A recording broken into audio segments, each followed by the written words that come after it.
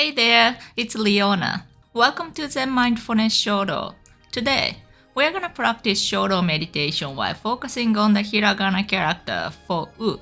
So, let's begin our beautiful journey together. When you write a character, imagine a square about the size of the character that you are gonna write like this. First, I'm gonna write it. Then I'm gonna explain the points and tips for writing the character beautifully in detail.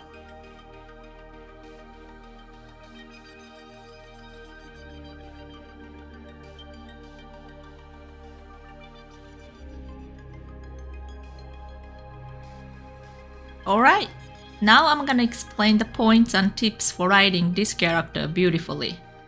The first stroke starts from a point, a little bit higher than the middle of the top half of the middle vertical line. The angle is about 30 to 45 degrees, and it moves downward to the right. This stroke moves downward to the right, while slightly curving up like this, rather than moving the same thickness from the starting point to the end point, like this. It looks more beautiful if it gets thicker as it moves towards the end point. So, lightly place the pen on a paper without applying too much pressure at the beginning point, and gradually increase the pressure as you move the pen towards the end point. Then you can express the beautiful curves and roundness unique to Hiragana. Before touching the paper for the second stroke, the pen moves downward to the left from the end point of the first stroke like this. The second stroke starts from a point a little bit higher than and to the right of the middle of the left half of the middle horizontal line. It moves upward to the right while curving up. When it comes to a point under the end point of the first stroke, it turns down, then it scoops downward to the left while curving to the right until the stroke is vertically centered in the square box. End point is on the middle vertical line or around there. It gets thinner as it moves downward to the left. So, the space above the starting point of the first stroke and the space below the end point of the second stroke are almost the same size. Sometimes people write this character like this, and they write the second stroke with the same thickness from the beginning point to the end. But it looks more beautiful when the second stroke gets thinner as it scoops downward to the left, like this. This one didn't go well, but like this.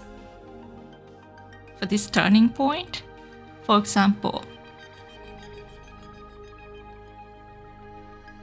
if you make a sharp turn like this, you won't be able to express the beauty of the curves and roundness that are unique to Hiragana characters. On the other hand, if you make a round turn like this, the character will look cuter but also look a bit childish. So, try to make a turn between these two. Not too round and not too sharp. Then it will look like a Wu character that's written by a more skilled Japanese calligrapher.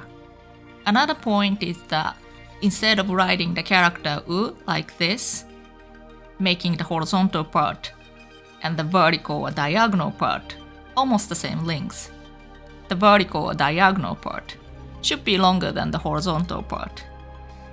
Then the character will look nicely slim and beautiful. The last point is the position of the first stroke relative to the second stroke.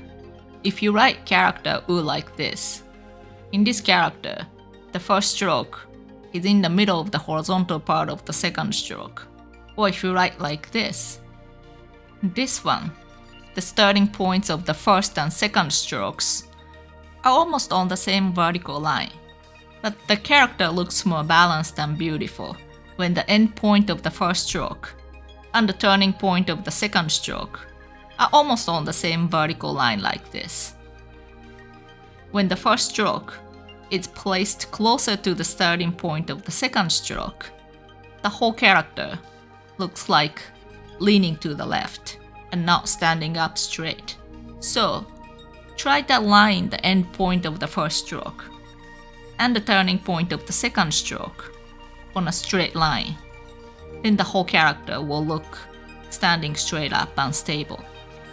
Alright, keep these points and tips in mind when you practice. The key points for writing hiragana characters, as explained in the video, are concisely summarized in this book in a similar manner. The book allows you 3 pages to practice each character. It can be purchased on Amazon. See the link in the description.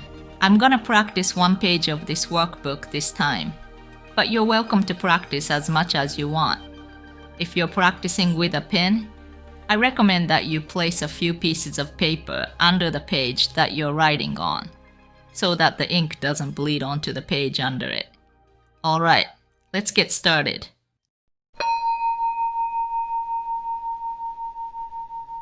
Before start writing, take a deep breath.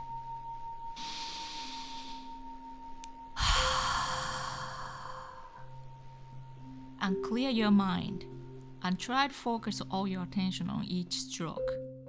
Also, before you start writing, know the starting point, the end point, curve, the angle of the stroke, and the parts of the stroke that get thicker. After that, without hesitation, aim for the end point and move the pen smoothly. Write at a slower pace than you normally write, as if you're putting your soul into each stroke. However, if you move the pen too slowly, the line will become shaky. But if you move the pen too quickly, the ink may fade, and the stroke may get thinner in areas where you don't want them to be thinner. So concentrate on finding the right speed. When you finish writing 1 character, look at the whole character and think about where and how you can change for the next character to make it look even more beautiful than this character. Is the angle of the first stroke at about 30 to 45 degrees? Is the vertical or diagonal part of the second stroke longer than the horizontal part? At the end point of the first stroke and the turning point of the second stroke almost on the same vertical line? Is the end point of the second stroke closer to the middle vertical line of the square box? Carefully look at the character that you've just written and try to analyze it in various ways.